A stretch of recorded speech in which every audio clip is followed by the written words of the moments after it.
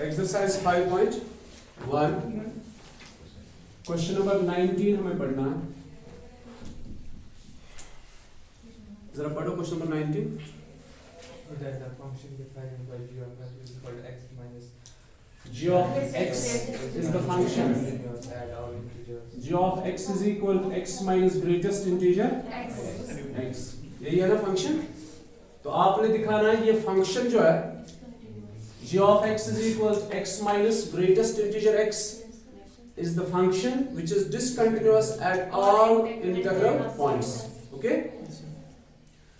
थोड़ा हम इसके बारे में और बताते हैं। ग्रेटेस्ट इंटीजर x, तो ध्यान रखो, अगर कोई भी इंटीजर आप यहां से प्रोवाइड करते हो तो वापस क्या आएगा? इंटीजर। ठीक है? अगर आपने यहां से कोई नेगेटिव इंटीजर दिया तो वापस क्या आएगा? यही इंटीजर। अगर आपने यहां से जीरो दिया तो जीरो ही वापस आएगा। ठीक है? अगर आपने, अब कंपैरिजन करते, ध्यान रखना, अगर यहां से आपने 5.7 दिया, क्या ये राउंडेड ऑफ होता है? तो क्या आएगा आंसर? 5। ओके? अगर आपने कोई नेगेटिव नंबर दिया -5.8, it is -6। You got it? अब देखो, इन्हीं दो नंबर्स को हम दो डिफरेंट तरीकों से ब्रेक करेंगे। एक 5.7, आंसर तो आपके सामने है। The answer is 5 and the answer is -6। It's 5.7. It can be written as 5 plus 0.7. Answer क्या है? 5। ठीक है? इसी को फिर से ब्रेक करेंगे। 5.7 को it is 6 minus 0.3. 6 minus 0.3। तो हमने जब इसको प्लस फॉर्म में लिखा तो 5 plus 0.7, जब माइनस फॉर्म में लिखा तो 6 minus 0.3। दोनों केस में आंसर 5 ही होगा। Yes sir. क्योंकि आंसर तो ऑलरेडी डिसाइडेड है, दैट्स 5। आउटपुट जो है दैट इज 5। तो इस केस में भी 5 आएगा, इस केस में भी 5 ही आएगा। बट इनको एक्सप्रेस दो तरीकों से करना है। जब पॉजिटिव फॉर्म में लिखोगे the answer is an integer, यही इंटीजर, इंटीग्रल पॉइंट दिस 5। और जब यहां पे क्या है? यहाँ पे 6 है और आंसर कितना है? तो मतलब हमने क्या किया है, माइनस फॉर्म में जब इसको कन्वर्ट करोगे तो इस नंबर को, इस इंटीजर को आपने सब्ट्रैक्ट करना है किससे? तब जाके ये 5 के बराबर आएगा। अब देखो तीनों केस में क्या है, जब आपके पास डायरेक्ट है, हमने इसको स्प्लिट नहीं किया तो व्हाट्स द आंसर? 5। जब एडिशन फॉर्म में लेकर आए तो it is integer plus decimal part, answer is an integer this. Okay? और जब हम इसको सब्ट्रैक्शन फॉर्म में लेकर आए तो इस केस में देखो यहाँ पे 6 आ रहा है, लेकिन आंसर 6, आंसर कितना है? 5 है। 6 minus 1 that's 5। You got it? तो क्या आपने सीखा यहां से? जब प्लस फॉर्म में होगा तो आंसर यहाँ पे इंटीजर ही होगा, जब माइनस फॉर्म में लाओगे तो 6 minus 1। अब इस नेगेटिव नंबर को देखते हैं। इट्स -5.8। पॉजिटिव फॉर्म में लिखोगे तो इट्स -6 प्लस 0.2। -5.8 कितना होता है? It's -6 plus 0.2। What's the answer? It's an integer. ठीक है? सेम जो यहां पे है। क्यों? बिकॉज हमने इसको प्लस फॉर्म में कन्वर्ट किया। और आप चेक भी कर सकते हो, ये -6 ही है। Now it is minus form, sorry it's -5.8। -5.8, इसको ब्रेक करो माइनस फॉर्म में। It's -5 minus 0.8, -0.8। ठीक है? क्या आंसर -5 है? फिर it's -5 minus 1, then the answer is -6। से बोलते हैं। अगर हमने यहां से इंटीजर दिया input, the output is an integer, same value. 5 पे 5, -18 पे -18, 0 पे 0। अब हमारे पास दो और नंबर्स है, डेसिमल नंबर्स। एक है 5.7, what's the answer? 5 -5.8, the answer is -6। तो ये हमारे पास वेरीफाइड आंसर्स है। अब हमने इन्हीं दो को ब्रेक किया, एक पॉजिटिव फॉर्म में एक नेगेटिव फॉर्म में, ठीक है। 5.7 को कैसे ब्रेक करोगे? 5 प्लस 0.7, और कैसे ब्रेक कर सकते हो? 6 माइनस 0.3, आंसर वेरीफाइड है, दैट्स 5। तो 5 प्लस 0.7 में 5 ही आंसर होगा, क्योंकि हमने इसको पॉजिटिव फॉर्म में कन्वर्ट किया।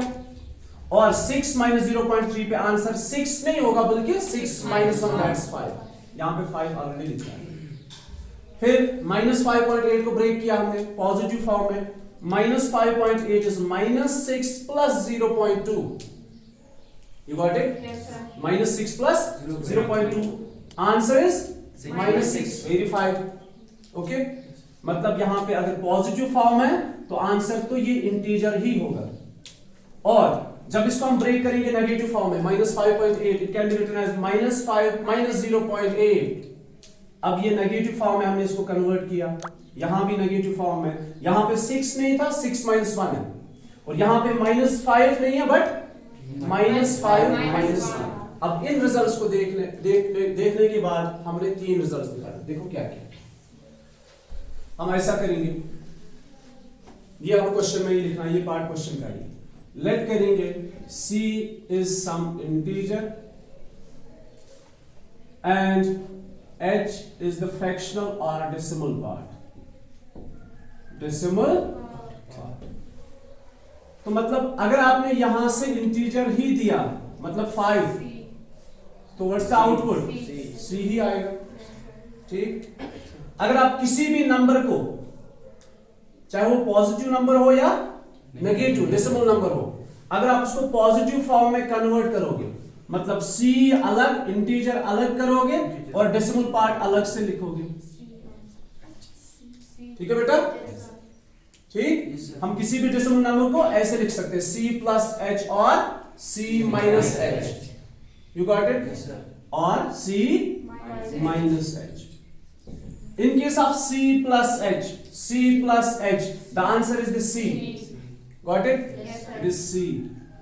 And in case of C minus H, it is C minus H, C minus H, it is C minus 1.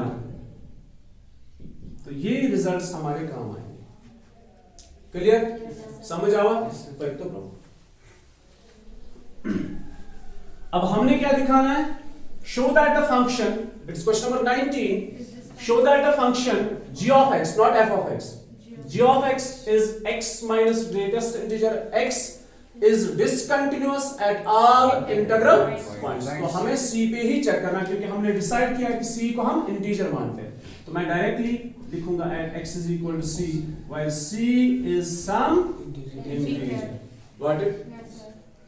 इस पे हमें डिसकंटिन्यूअस दिखाना, मतलब लेफ्ट हैंड और राइट हैंड बराबर नहीं होंगे। तो इसमें समझ हुआ? सबसे पहले क्या करेंगे? Left hand limit. क्लियर? किस पॉइंट पे 2 नहीं है, 3 नहीं है, सारे इंटीजर्स हैं। It is limit x tends to slightly less than c and g of x, not f of x. Got it?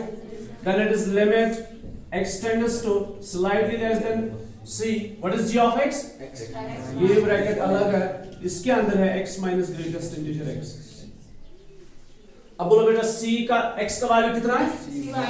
c minus h.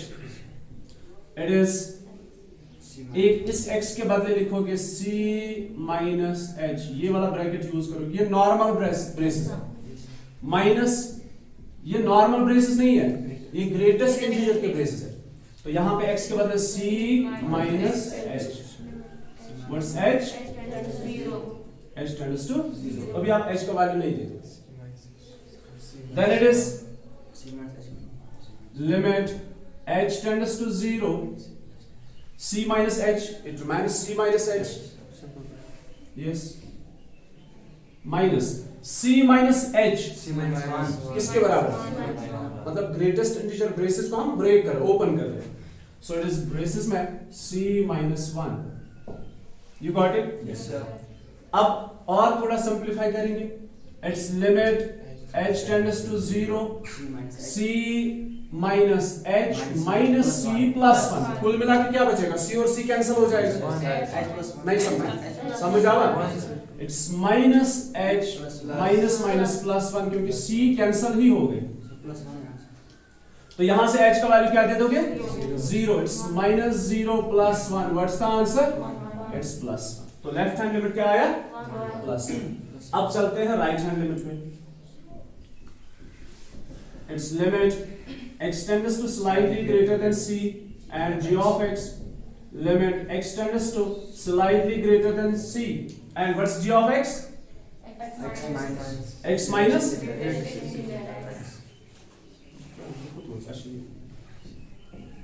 ठीक. अब x का वैल्यू क्या है? c plus h normal braces then minus greatest integer c plus h. h क्या है? h tend करता है किसको? 0. its limit h tends to 0. It is c plus h. What is this c plus h? It's only c. Okay? So it is minus c. Cancel हो गया. अब h का value क्या दे दोगे? 0. तो what's left hand limit? 0. Left hand limit? 0. Right hand limit? 1. Right hand limit? 0. Therefore, left hand limit is not equal to right hand limit. तो function क्या आ गई? किस पे? c पे. c कौन है? तो आप क्या लिखोगे? Hence f g of x is discontinuous at all integral points. Integral बोलते हैं, ठीक है? And teacher at all integral points. चला पापा ब्रो. क्वेश्चन नंबर 20 जरा पढ़ो.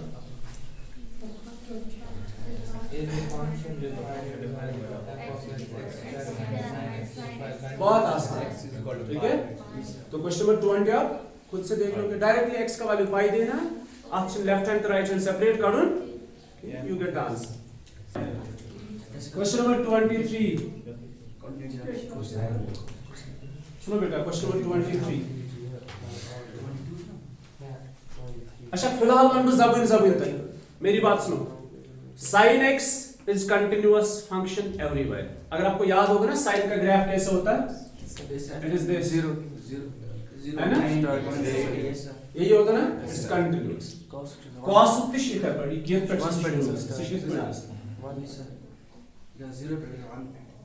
जहां पे sin 0 था वहां पे cos 1 होता है. You got it? ये कल मैं बताऊंगा इंशाल्लाह सारा कुछ कि कैसे ग्राफ्स बनते हैं, कहां पे क्या वैल्यू होता है.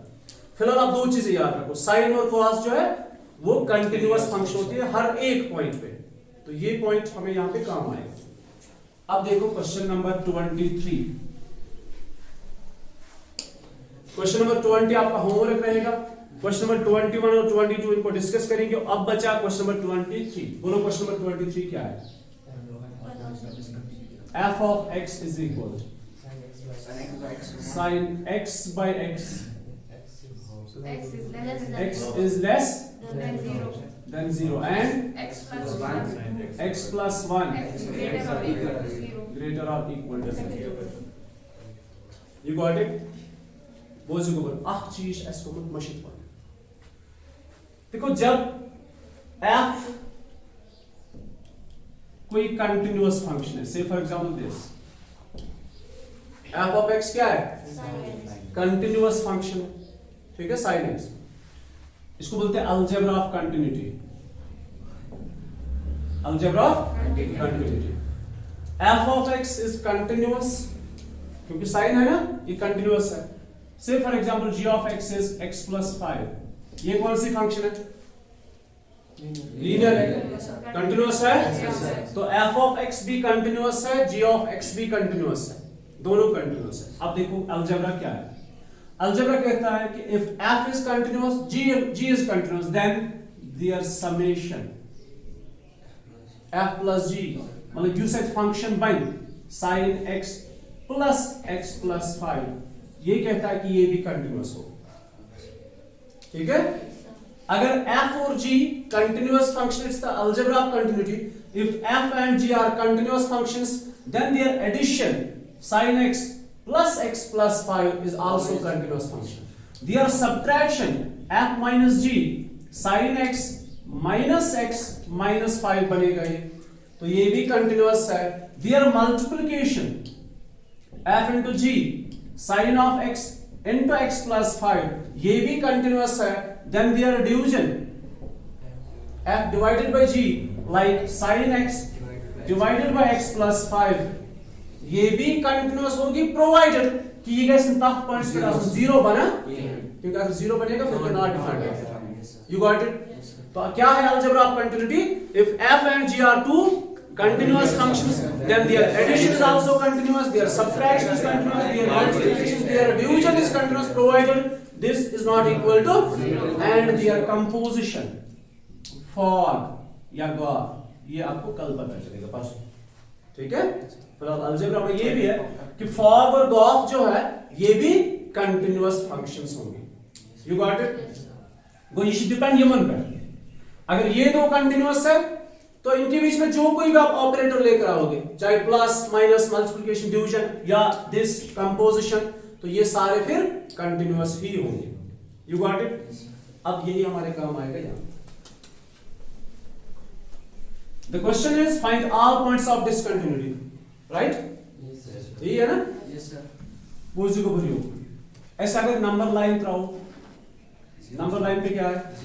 जीरो है, तो जीरो से लेस कौन सी फंक्शन है? Sine x by x.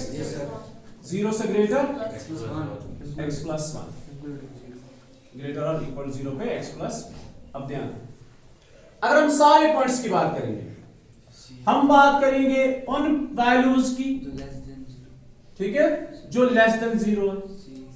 वो सारे रियल नंबर जो लेस देन जीरो है उनके लिए फंक्शन क्या है? साइन एक्स बाय एक्स, ठीक है? लिमिट देना नहीं है, आपने डायरेक्ट ऑब्जर्व करना है कि ये कंटिन्यूअस होगी या नहीं होगी। ध्यान, all those points which are less than zero the function is sine x by x. What about sine? That is continuous. What about x? Linear है ना? एक्स क्या होता है? एक्स क्या है? लीनियर है। लीनियर फंक्शन क्या होती है? Continuous. f of x is equal to sin x by x. sin x is continuous, x is continuous, और x जीरो भी नहीं है क्योंकि ये लेस देन जीरो है।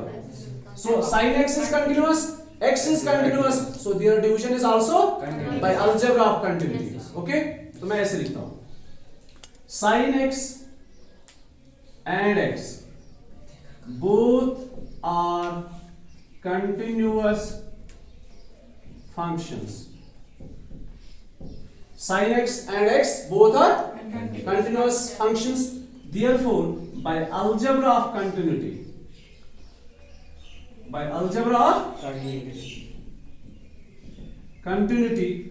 f of x, which is sin x by x, मतलब their division is also continuous. नहीं समझे? समझ आया? ठीक है?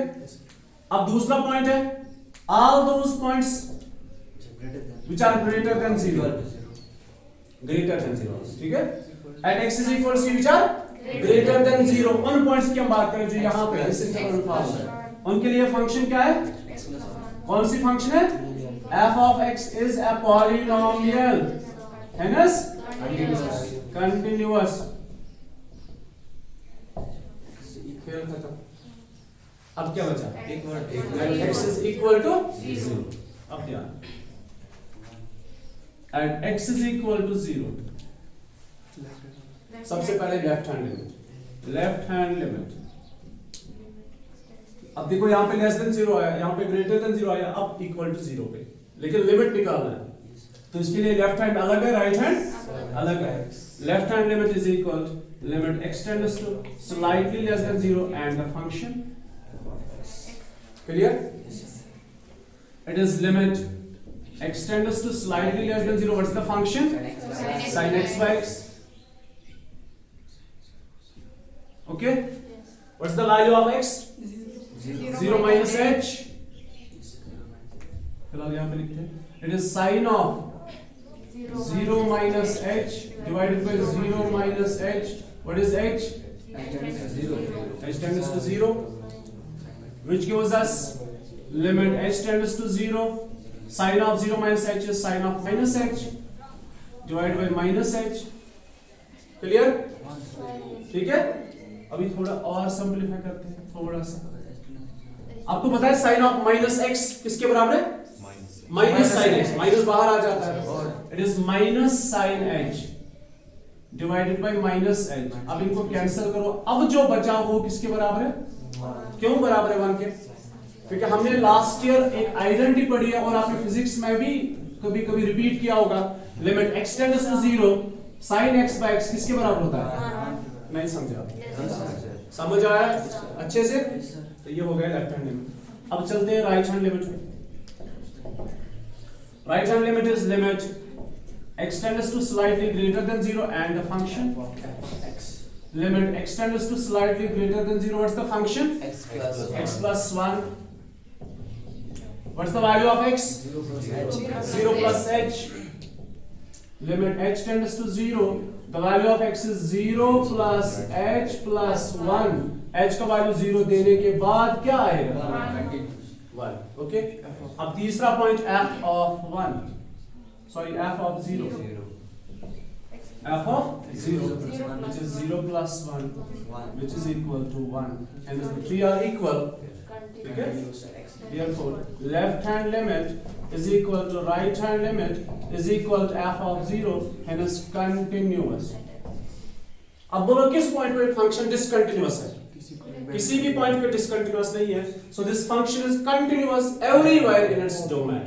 Okay? Yes, sir. So beta, question number 24 is f of x is equal to x square sin of 1 by x when x is not equal to 0 and it is 0 when x is equal to 0. अब आगे देखो, हम 0 पे limit निकालेंगे at x is equal to 0. Question आसान है, बस थोड़ा ध्यान रखना है. at x is equal to 0 पे हम लिमिट निकालेंगे. नंबर लाइन की बात करेंगे तो 0 से less x square and this 0 से ग्रेटर भी सेम फंक्शन है. तो मतलब अगर हम लेफ्ट हैंड निकालेंगे तो यही फंक्शन यूज होगी, राइट हैंड निकालेंगे तो सेम फंक्शन यूज होगी. तो हम लेफ्ट हैंड और राइट हैंड सेपरेट नहीं निकालेंगे, एक साथ निकालेंगे. देखो क्या करना है, limit x tends to 0 and the function limit x tends to 0 the function is x square sin of 1 by x. Got it?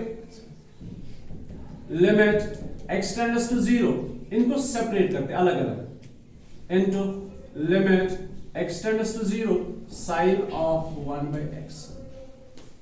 ध्यान देखो लिमिट कैसे आप प्रोवाइड करोगे. जब आप इसको लिमिट प्रोवाइड करोगे, what's this? x tends to 0, it is 0 square into. यहां पे देखो, अगर आपने x का वैल्यू 0 दिया ना, तो साइन के साथ आएगा 1 by 0. ठीक, साइन के साथ क्या आएगा? 1 by 0 क्या होता है? तो मतलब आप साइन इंफिनिटी ढूंढ रहे हो, वो तो कोई वैल्यू ही नहीं है. नहीं समझे? जब भी आप इनपुट देते हो, मतलब सपोज करो साइन के साथ आप जब वैल्यू ढूंढोगे, आप उस एंगल को दे दोगे जो रियल एंगल हो. तो आपने यहां से क्या दिया फिर? और एक कंसेप्ट है, बेसिकली ये 0 है ही नहीं. x माइनस 0 क्या एक 0 है? नहीं है ना. हम देते हैं 0, ये उसके आसपास वैल्यूज होते हैं, लेकिन 0 देने से ये इन्फिनिटी बन जाता है. मगर होर्शेस कंसेप्ट बराबर पता कि इशन बेसिकली 0, इशन 0 उसका कम या 0 उसका ज्यादा वैल्यू, वो साइन मतलब नॉट डिफाइंड बना. ठीक है, तो हम क्या करते हैं, इसको ऐसे ही रखते हैं, क्योंकि वैल्यू देने से ये साइन इन्फिनिटी बन जाता है. तो इसी को हमने दिया, so it is 0 into this equivalent. Sorry, नहीं समझे? मतलब यहां पे जो कुछ भी वैल्यू होगा ना, उसको 0 से मल्टीप्लाई करो. बट रिमेंबर, अगर आपने x का वैल्यू 0 दिया तो ये 1 by 0 बन जाएगा, दैट्स इन्फिनिटी. और साइन इन्फिनिटी इज इनवैलिड. ठीक है, मतलब आप एंगल को इन्फिनिटी नहीं दे सकते हो, नॉन रियल नहीं दे सकते हो.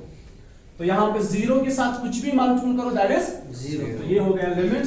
अब निकालते हैं f of 0 when x is equal to 0 the function is 0. तो दोनों बराबर आ रहे हैं. Therefore limit x tends to 0 f of x is equal to f of 0, hence the function is continuous.